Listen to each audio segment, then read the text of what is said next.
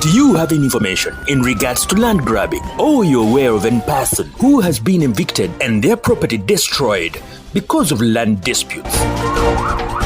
Report to Witness Radio through our numbers 0414-697-221 or WhatsApp 0745-965-765, or you can report directly to our website on www.witnessradio.org. Just click on the map, follow the direction, click on the map indicating the individuals and the land being grabbed. Click on that word, report evictions. Then report any victim of land evictions. Thereafter, search for your area of residence on that map. Click your area of residence, then a red dot will indicate. Click the red dot and fill in the form, then save your input. Don't forget to attach the picture of the grabbed land in question, then upload to send. Witness Radio. Witness Radio. Witness Radio. Witness Radio. In a world racing toward clean energy, who's left behind? Welcome to Eyes on a Just Energy Transition, the program that highlights on Africa's journey toward a fair and inclusive energy future.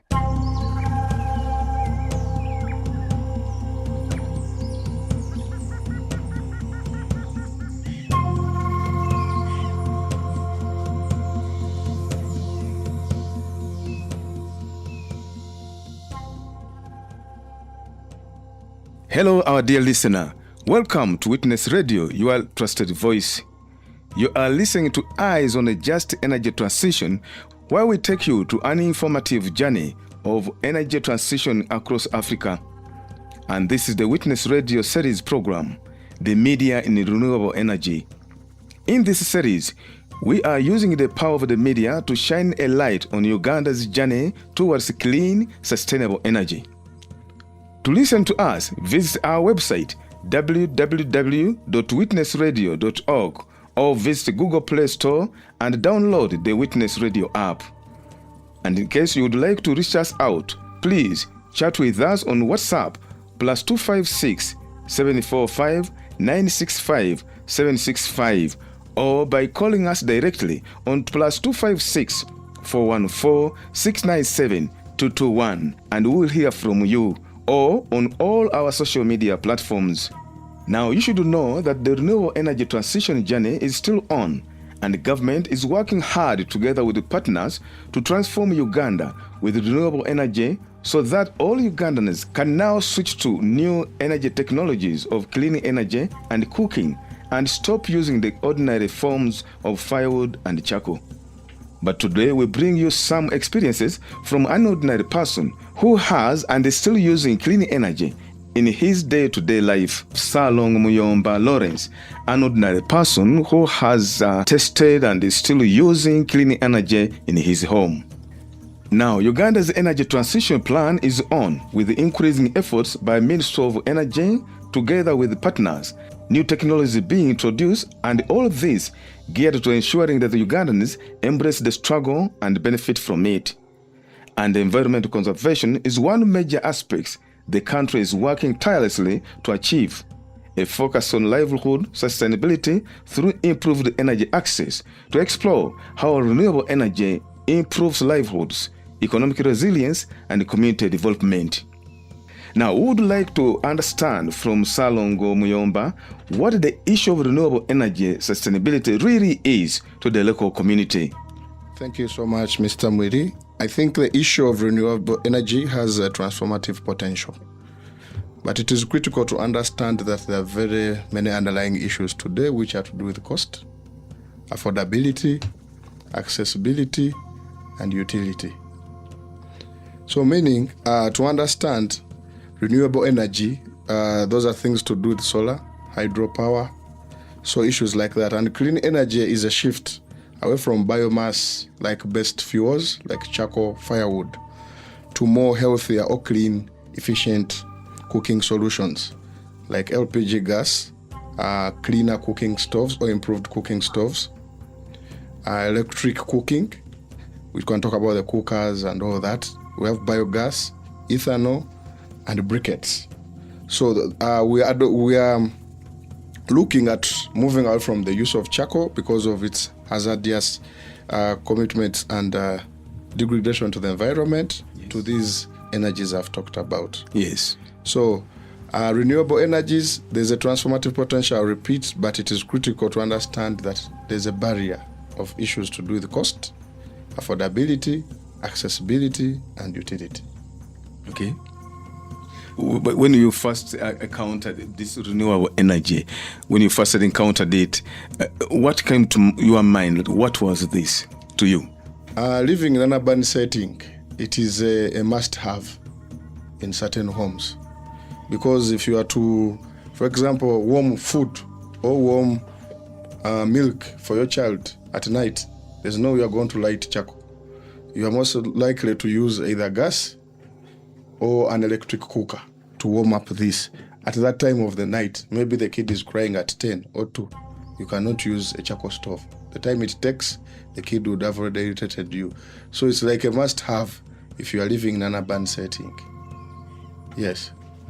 Do you feel it's the way to go for Ugandans, for example, who have been used to charcoal and firewood? You know, it's something cheap for them. Just pick firewood there and then you begin cooking. So I think renewable energies and clean energy is an issue of economic status now. If you look at the cost of solar, hydropower, someone weighs in. To spend money on buying a gas cylinder and refilling it, it is cheaper to buy the firewood or charcoal, and it's easier to collect around. So that's why you see people are into a confusion because of the cost. That's why they are really remaining behind to remain into the old systems of depending on biomass fuels. Yes. Okay. Well, okay. There is a demand for transition from fossils or other dangerous energy forms to renewable. First and foremost, what does this form of energy mean to the local people or to Ugandans? I think I'm revolving around the cost, because to the local person, these things are for the rich. When you talk about gas, those are things for the rich people. When you talk about hydropower, it's a must-have, but always people limit it maybe to lighting only. They limit it, they're not using it to full potential because they fear the cost that is going to come.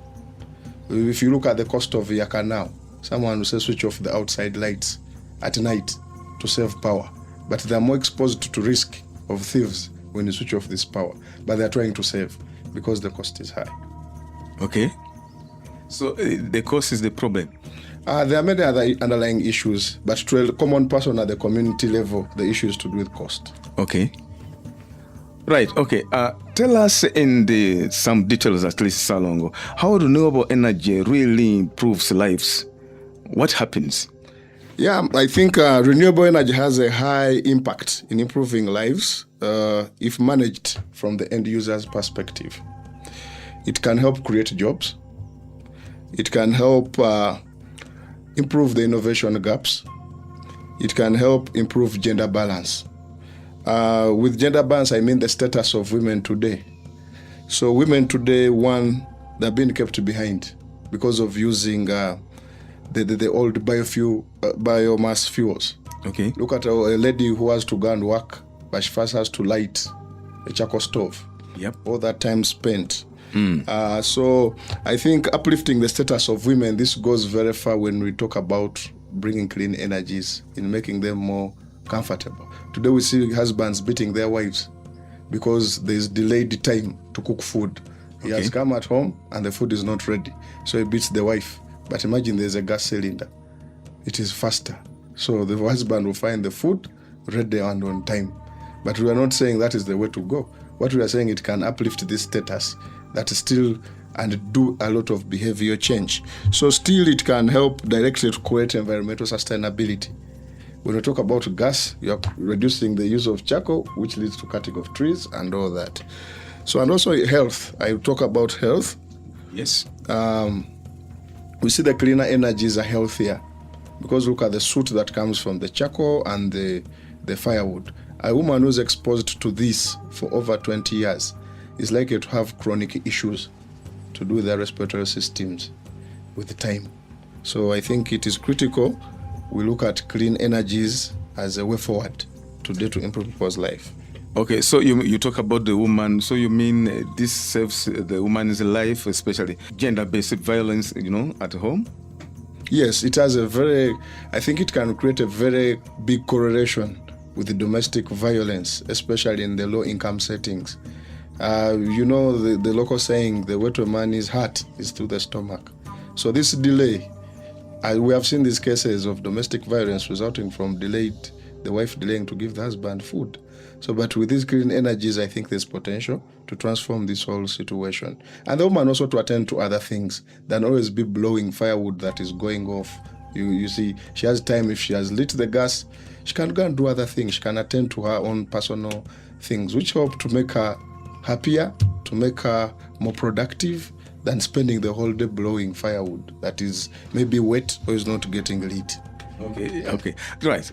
Okay, generally, how is this important, this energy, clean energy, to a whole family?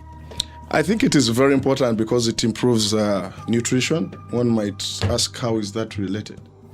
Yes. Because... How is it related, for sure? Yeah, someone might be confused to say, how is that related to help improve nutrition and all that? Someone can fail, for example, you can talk about maybe milk. Yes. So if there's no firewood at home and there's no charcoal, but okay, there's some affordable gas, it is easier to cook for the child, milk. But imagine the scarcity of those two, especially firewood and charcoal. So there will be no chance of this kid eating or having a meal. So yeah. So I think under those other relations at the home is happier when there's light. Yes. Look at the broader picture of children revising their books. Yes. There's light at home, for example, hydropower that it provides. Then a child studying using a candle or using on this paraffin-based lighting, which has produces soot and has impact on the child who is reading through the whole night. Okay. So kids have just finished their PLE, but imagine a rural child who has done their revision on a candle for the last 10 years, exposed to these paraffin-based lighting systems. So the high chances they'll get health complications at a time and even eye defects. So I think it has a very big impact on improving the whole being of the home. Okay. Yes. Yeah. Tell us your experience. You are using this. How is it to you? How has it helped you? And exactly what are you seeing in the family? I think being a man in a home, I'm not so much in the kitchen. Okay. But food is always on time. Yes. When you use clean energies. And also doing my other private work at home becomes easier and the convenience, because if I charge for example, my laptop, it stores the battery maybe for 2 hours or 3. I'm able to continue even if power has gone off. But there's no way charcoal or fire would have helped me charge a laptop. So, right. And I also continue being more productive at what I'm doing and the work. Okay. Yes. All right. The ordinary person's community that uses firewood for cooking and the energy, earning income by selling the firewood and the charcoal itself. And now, when we talk about economic resilience, what does this really mean exactly? And how is it helpful to such a community? So I think people have been having a source of income from this. Wherever you pass on the roadside, you see a lady maybe selling charcoal or firewood. But I think it's critical for us, all stakeholders now, to start thinking broader, transforming these people into other issues that are revolve around clean energy. For example, look at the woman who was formerly on selling charcoal, for example. Yes. And you're transforming her to start selling maybe LPG gas in smaller quantities. People come with their gas cylinders. So you transform this lady from the charcoal business, then she starts selling the gas for home cooking. Yes. Look at ethanol, for example. Yes. It's a clean energy. Yep. So if you put these people who are formerly maybe into these other businesses I've been talking about of charcoal selling, into ethanol making, for example, instead of people taking it as liquor, then it becomes a source of clean fuel. Yes. Look at the briquettes. They're very easy to make within the materials are all over. So if you taught these ladies to start using, to make briquettes at maybe community levels, they're able to be more productive and then they're able to protect the environment. Yes, you are listening to Witness Radio, and now before we proceed, let's first go for a commercial break, and when we return, we shall continue with the program.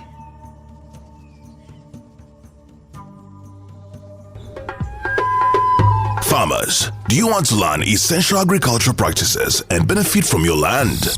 Look no further. Tune in to Witness Radio for expert knowledge and guidance. Eyes on a Just Energy Transition, a program that unpacks Africa's shift toward cleaner, fairer, and more sustainable energy. Join us every Monday, Wednesday, and Friday at 10 a.m. East African Standard Time as we spotlight communities, policies, and voices shaping the continent's energy future. Stay informed, stay empowered. Keep your eyes on a Just Energy Transition. Right here on Witness Radio. Witness Radio. Witness Radio. Witness Radio. Witness Radio. You're listening to Eyes on a Just Energy Transition. Welcome back from that short break. You are listening to Eyes on a Just Energy Transition at Witness Radio, where we take you on an informative journey, and at the moment, we are focusing on Uganda's renewable energy transition plan. And in the studios, we have Salong Muyomba Lawrence, an ordinary person who has tested and is still using clean energy in his home. Right, when we talk about cooking, it should be clean cooking, where people are not affected or killed because of cooking what they want to consume.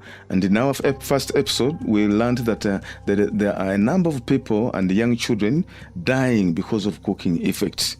Can you expand more on what leads to these facilities? On average, what percentage of people die?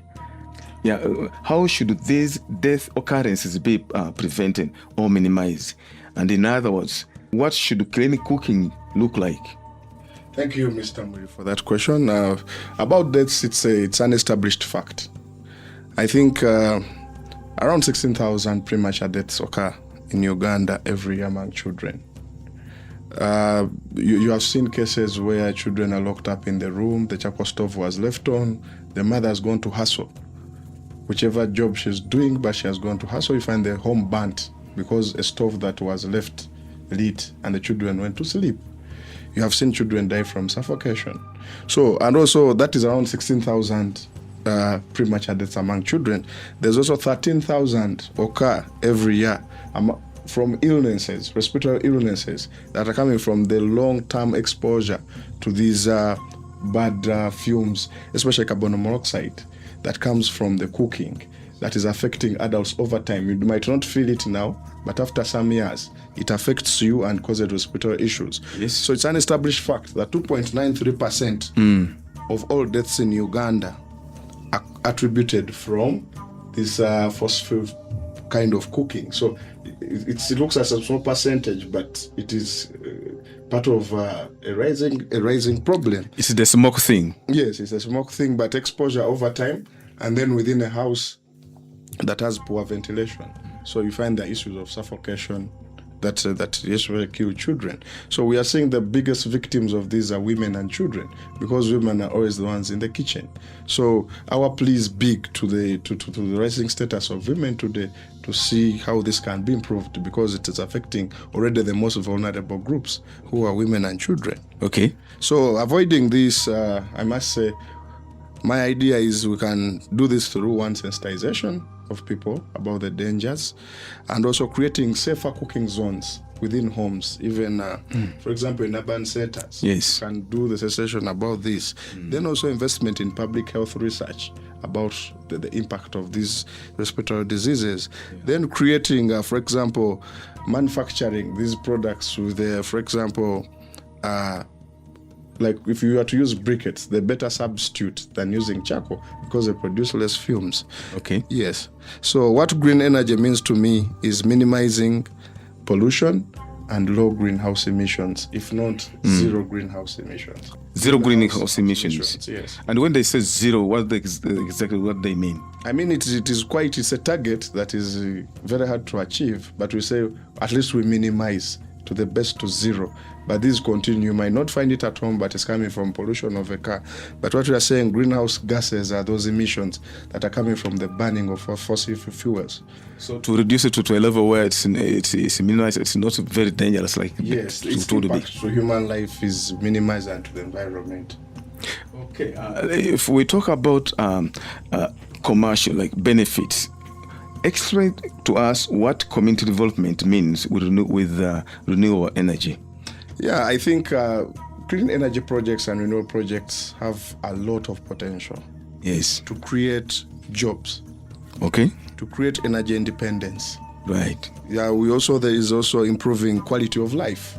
You know, everyone wants to live a good life, but clean energy has the capacity to create this good life people talk about. Yes. Imagine why you don't have to touch charcoal, where you just turn on the stove. You might just have to switch on the cooker. Everyone has that good life. But what is making it very hard is the cost attached to which is coming through taxation.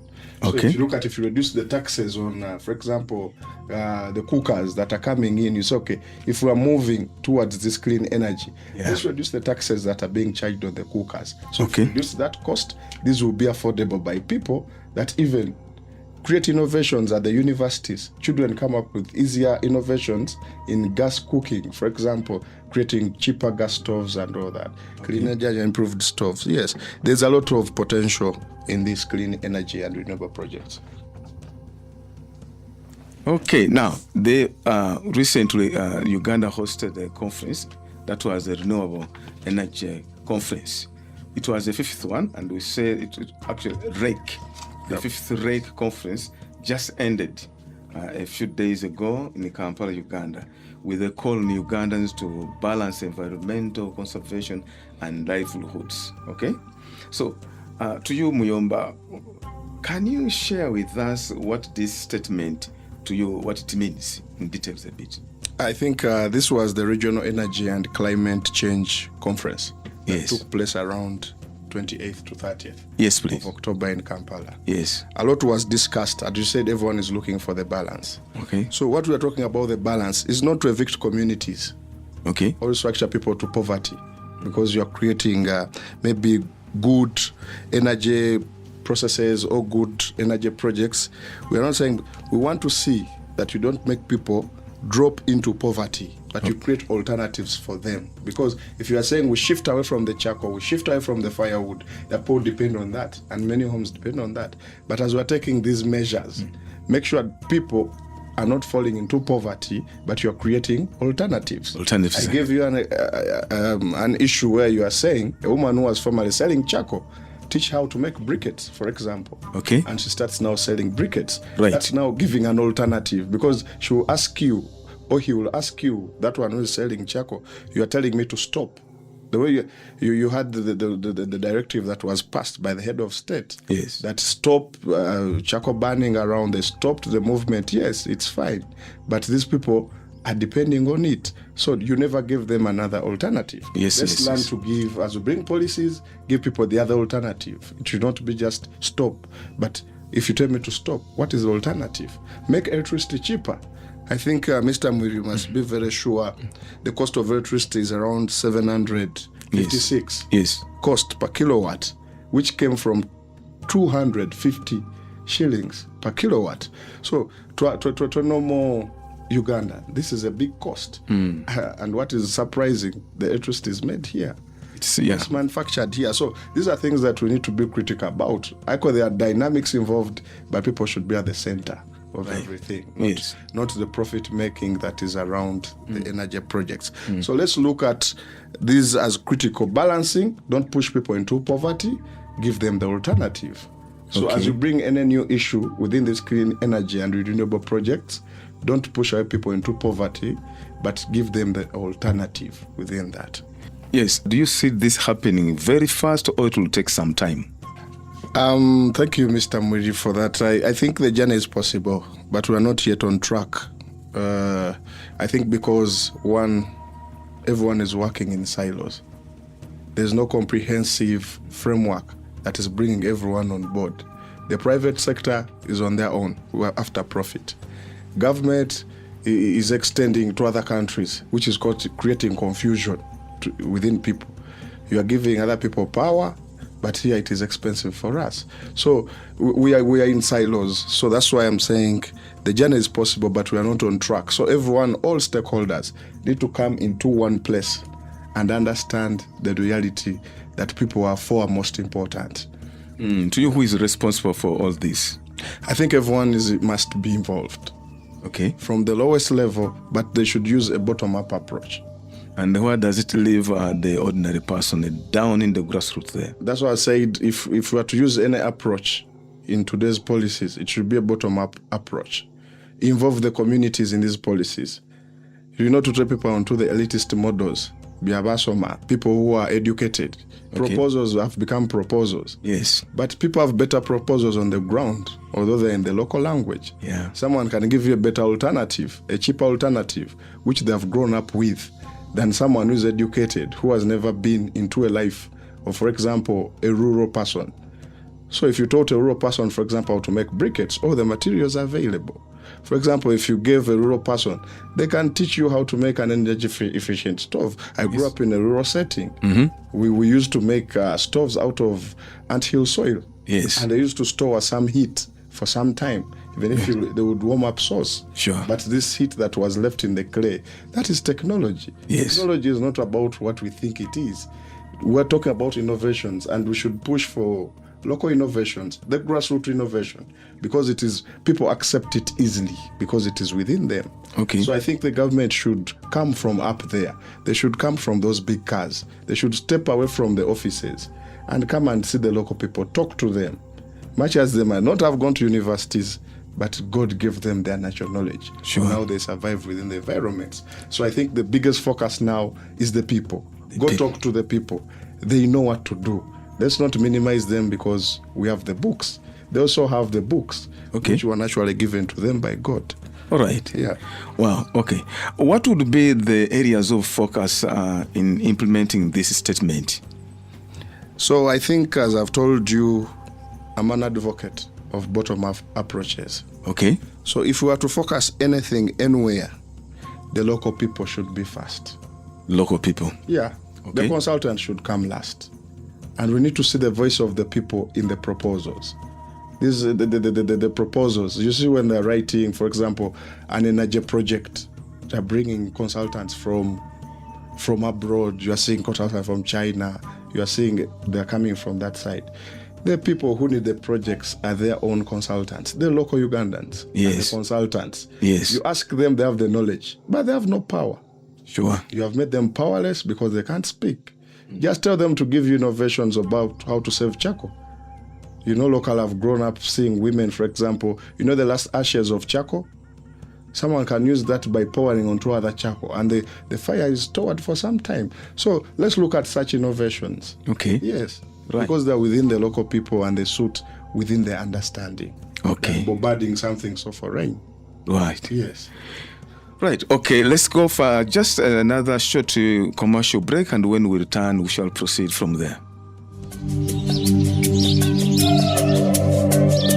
Breaking the silence and elevating community voices. Witness Radio, thank you so much. You have become our voices. Nobody would know what is taking place because for a long time we had not known what was going on in Chiriandongo, what had taken place in Mubende, because the grabbers operate at night when people are asleep. But you have done a lot. Witness Radio. Witness Radio. Witness Radio. Witness Radio.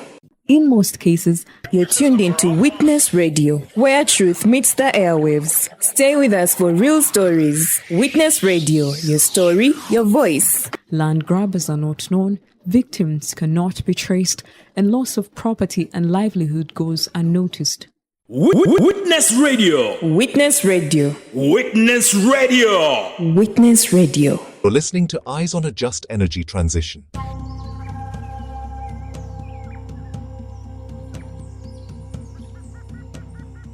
Yes, we'll come back from that break, and so we proceed with our program. You are listening to Witness Radio. So the conference also aimed at promoting collaboration between government and partners to transform energy systems with a specific focus on clean cooking. Yes, to meet the national target of 50% access by 2030.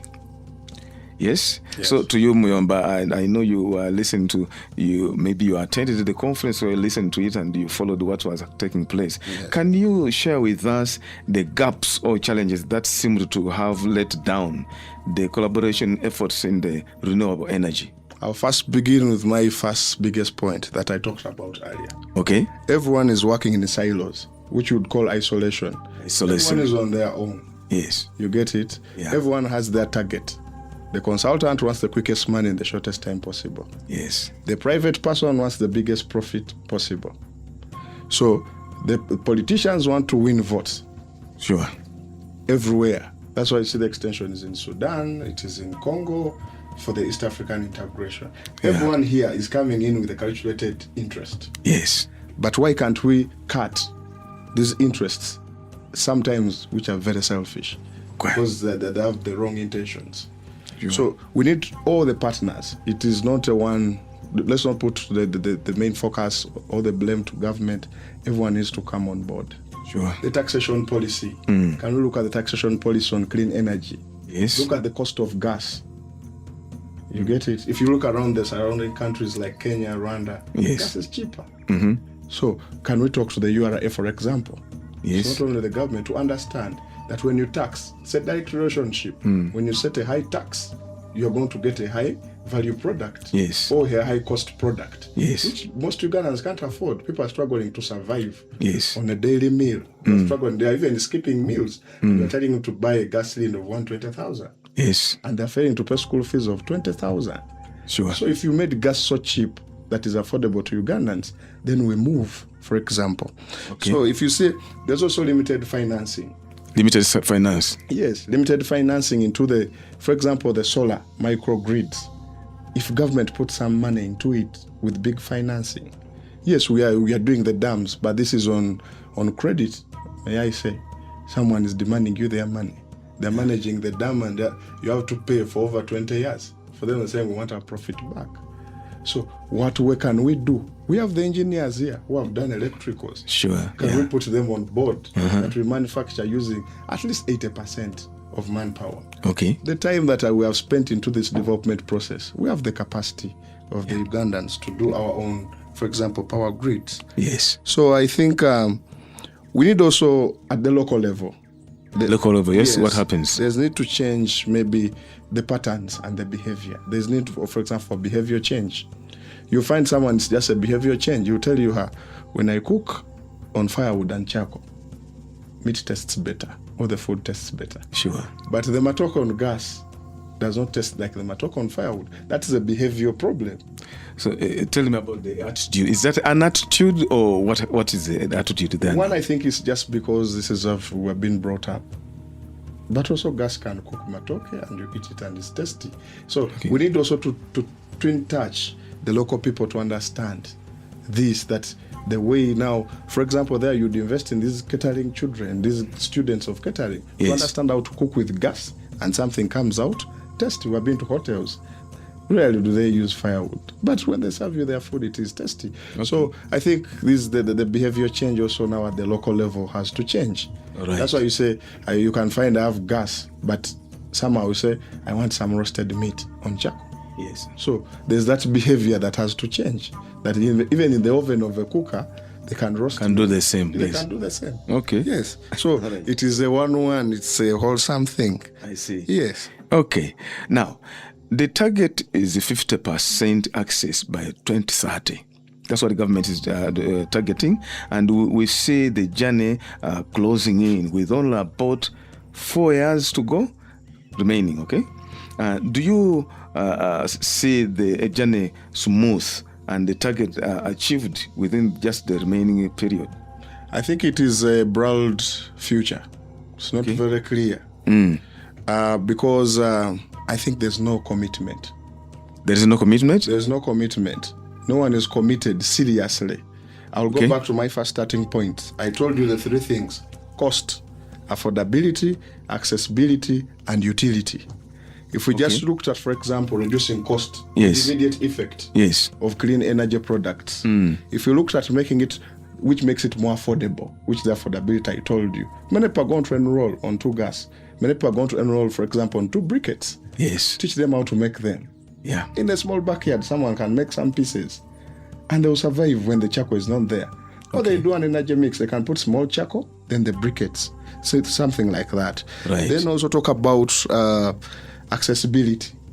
Accessibility. Yes, accessibility. I mean, if you wanted a gas cylinder, you have to put in more fuel or 5K. For example, if I'm in a peri-urban area, to go to Total or to go to Shell to get that gas cylinder. Yes. Yes. So why can't we create refilling centers nearby? Why can't we even manufacture close to the people? Yes. If taking services near to the people. We're saying we're going to start producing oil by 2026. Okay. One of the off products is gas. Let's prioritize this and invest in it with a lot of energy and commitment. Okay. If we commit the money to it, don't divert it to other things. Right. Yes. Okay. So what is the major challenge that needs to be addressed here to have the target achieved? One is partners should stop the selfishness. Partners? Yes. You mean they are selfish? Eh? Stakeholders. Everyone has their interests. As I told you, everyone comes with a calculated risk. They are chasing for something else. Yeah, they're chasing for something else. So who can tame this unending ego or this unending greed? It is the government. Okay. Yes. So if it is the government, they should really show real commitment. But they should not work alone. You get it? Bring the local people on, bring the private people on, bring the medical field on, bring everyone on board so that they commit what they have to say. Limited financing. If we really want to hit it in 4 years, okay, why can't you cut the expenditure on MPs, buying them cars and what? Yeah. These things are transformative. These people are already coming to parliament, some of them when they've made some money and they're not badly off. Okay. Give them like 2 million. And then you diversify the old money. Maybe if you say we want this to be achieved, get all that money, say we are investing into LPG gas. Okay. At whatever cost. The experts are there. So affordability, introduce research at universities for students to win competition for the best innovations in clean energy. When there's a reward to a student, for example, they will think bigger and then bring better innovations on how to use clean energy and utilize maybe the renewable energy is better. Okay. So there's also need that I told you there's need to change also our local behavior. The way I told you. The local behavior. Yes. Also men, for example, beating women for delayed cooking. So things like that. So those attitudes also have to be now tackled. Domestic violence. Yes, you shared with us with that one that domestic violence and this clean energy is helping women very much to address that issue. That means women must be happy with this. Yes, I think maybe because they haven't understood that this is one of their transformative agenda I can talk about, something that can pull them out from where they're suffering from. Yes. And it's government to lead this cause, plus other people who care for women. So everyone, I think, was born by a mother. So if you really care, I think it's time to bring out our women from the suffering. Okay. From the soot, yes, from the charcoal. That early morning, for example, those who take kids at school at 5, imagine she has to wake up at 4 to make up a charcoal stove. Yes. So this is suffering. And you were in bed, seriously sleeping. Okay. So there's need for that equity now. So that she just turns on the gas, she can't even continue doing other things. Maybe dressing up the children. As the man also, maybe you're helping, dressing up the children, things like that. So she's relieved of the too much work. Yes. So just last for you, Muyomba, what do you see just in the nearby future with this campaign of the energy transition? You know, it's a very long journey. Where do you see Uganda just in the nearby future with this energy transition journey? I think the government has to be very critical. Critical? Yes, because this is a grab for all. Okay. It should think critically about the energy sector, the renewable and clean energy sector, not to be hijacked. Okay. By who? people who have a lot of capital. It can be hijacked? By people who have a lot of capital when they come to invest. Okay. So as they're coming to invest, they are very welcome. But the government should open their eyes critically on the agreements they're making. Okay. So that we don't fall into a trap of working hard for someone, but using our own natural or country resources. So the government people should really be critical when making some of the agreements. You find some dams are taken by people. You find some energy projects are taken by people, because the government was not critical when they were making the agreement. Okay. So you also involve the community. Yes. Because the government can't be everywhere. Yeah. But it has the structures. Yes. Which are on the lower grounds. Right. Use those structures. If it is clean energy, the way they do Emyoga, the way they do PDM. Okay, we also introduce an energy PDM somewhere. An energy PDM. So someone who is very critical, maybe who is good very interesting. at this, can innovate at the local level. Okay. To save charcoal. Right. Someone can innovate or now to use gas at the local level. Yes. People start thinking. Because people, when you are only the educated thinking, people give up. They say, I will not think. We shall wait for those educated ones to come and think. But challenge them and see how they will start thinking. So also make it affordable. That one I'm talking to URA. URA. Yes, if you're part of the cause, look at the cost, the taxation you're putting on the cookers. Look at the taxation you're putting on the gas. Should they be taxed? I think you should be proportionate. You should be proportionate. Okay. That's why they should use the principles of taxation. Yeah. Because you find, for example, gas might be having double taxation. You might find electricity power is also being taxed.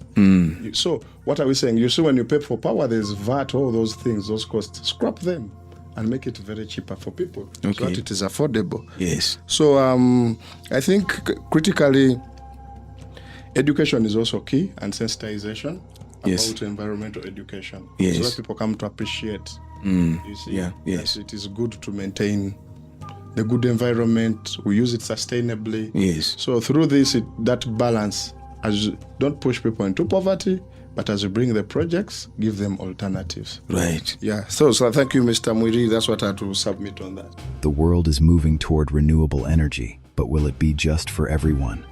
Tune in to Eyes on a Just Energy Transition every Monday, Wednesday, and Friday at 10 a.m. East African Standard Time, where we explore how Africa can embrace clean energy without leaving communities behind.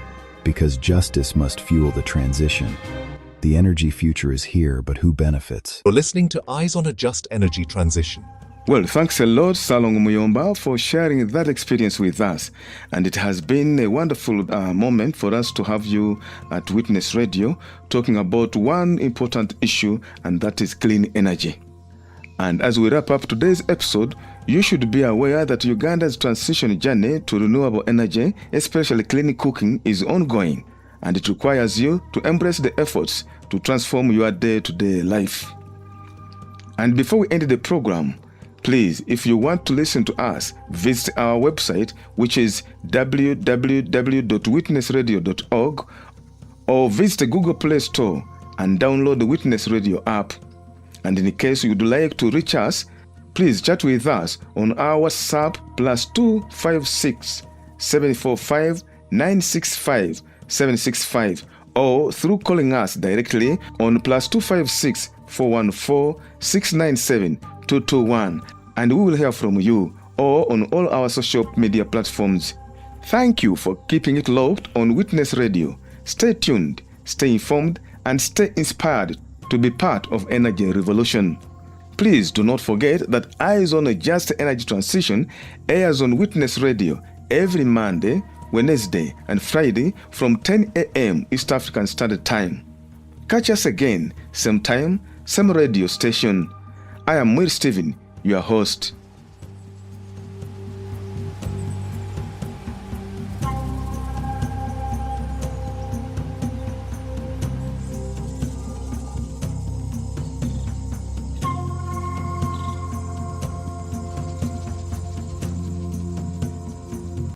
That was Eyes on a Just Energy Transition, amplifying community voices and keeping justice at the center of Africa's clean energy shift. Join us again next time, and keep your eyes open for change.